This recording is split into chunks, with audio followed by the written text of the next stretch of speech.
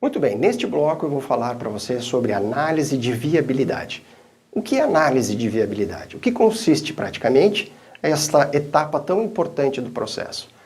Bom, vamos imaginar aquele cenário positivo, onde nós já temos toda a árvore genealógica devidamente documentada, temos as certidões, temos as certidões, e aqui o friso importantíssimo, né? Termos a ciência de que é necessário solicitar aos cartórios de registro civil, aqui no Brasil, evidentemente, as certidões em inteiro teor. Gravem este termo, inteiro teor. Certidões resumidas, elas contêm informações resumidas. Inteiro teor é a transcrição do livro tal e qual, inclusive com erros de grafia, que eram normais em tempos remotos. Tudo aquilo que está transcrito no livro, a gente passa para uma certidão de inteiro teor. Esta é a certidão que eu preciso. Esta é a certidão que nós vamos precisar para juntar com as demais certidões e compor a análise de viabilidade. Ok, então, certidão de nascimento, certidão de casamento, eventual óbito, juntamos todas as certidões e agora, o que nós vamos fazer? Qual é o próximo passo? Bom, eu recomendo fortemente que este seja um momento do qual você delegue para um profissional fazer a análise desta documentação. E é justamente isso que eu faço, com todo o carinho, com toda a dedicação. Eu imprimo todas as certidões, eu me debruço em cima de cada uma delas e faço a análise do teor destas informações contidas em cada uma delas. E me atento a 3 premissas: erros de grafia, declarantes e datas divergentes.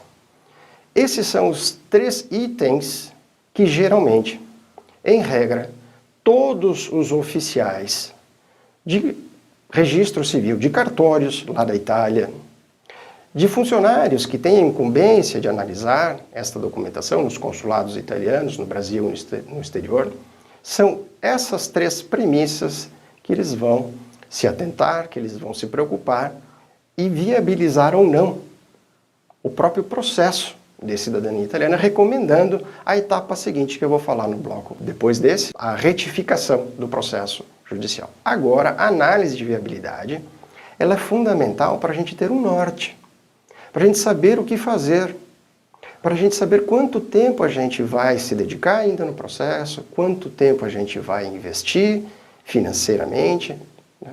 E quais as expectativas reais que a gente tem em cima desta documentação, que é a prova principal a ser apresentada para o governo italiano. Eu falei das 3 premissas. Erros de grafia.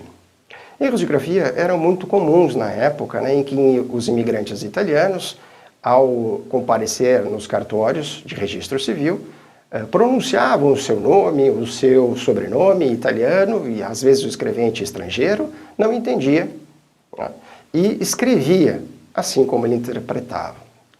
Isso gerava um dano, muitas vezes, para a própria pessoa que tinha o seu sobrenome alterado, né? Tinha o prenome alterado. São dados que ficam registrados lá na nossa certidão. Isso precisa estar coerente, perfeitamente alinhado com a certidão principal do nosso processo. Se, por exemplo, o meu sobrenome Zanquim, onde eu consigo provar a origem dele pela certidão do Giacomo Pietro Zanquim, depois, na linha do tempo no Brasil, foi alterado para Zanchini, com GN, com S, isso precisa ser analisado, precisa ser estudado e proposto uma retificação, né, que é a etapa seguinte dessa minha fala. Muito bem, nós temos na lei de cidadania italiana que fala de forma muito clara a origem da nossa cidadania, passada de pai para filho. Mas como que a gente comprova que eu sou o filho daquele meu pai, neto daquele meu avô e assim por diante? Bom, nós temos a nossa certidão de nascimento, onde lá comprova como declarante o genitor. O pai, quando vai ao cartório, eu quando fui ao cartório, registrei o meu filho Pedro. E lá eu estava dizendo que, juntamente com a minha esposa, nós somos os genitores do Pedro. A cidadania italiana passa de pai para filho. Então o Pedro recebe a cidadania de mim. E assim por diante.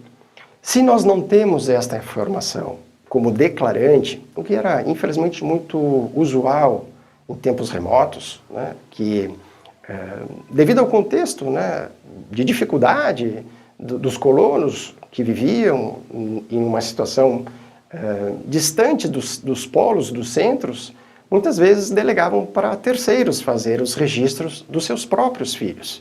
E aí quebra-se este elo, onde liga a lei à situação específica. A lei que fala da cidadania passada de pai para filho, legitimada pela certidão de nascimento. Então, muita atenção aos declarantes nas certidões de nascimento. O terceiro ponto são datas divergentes. Essas datas divergentes era muito comum, né, termos informações que não eram conexas, principalmente no ato de casamento. Dos 3 registros civis que nós temos, nascimento, casamento e óbito, o casamento é o único que a gente está presente. Nascimento alguém faz por nós e óbito também. No casamento, se eu declaro a minha idade diferente daquela de fato, comprovada pela minha certidão de nascimento, eu preciso alterar aquela informação, tanto quanto a minha eventual certidão de óbito da minha árvore genealógica, evidentemente daquela que passa a constar como declarada a morte com tantos anos, e não coincide com a certidão de nascimento.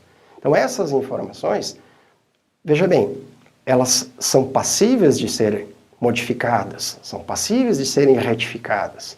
E é isso que eu vou falar no próximo bloco, quais os tipos de retificações que nós temos para corrigir e deixar todas as informações alinhadas, coerentes, para um bom andamento do fluxo do processo de cidadania italiana.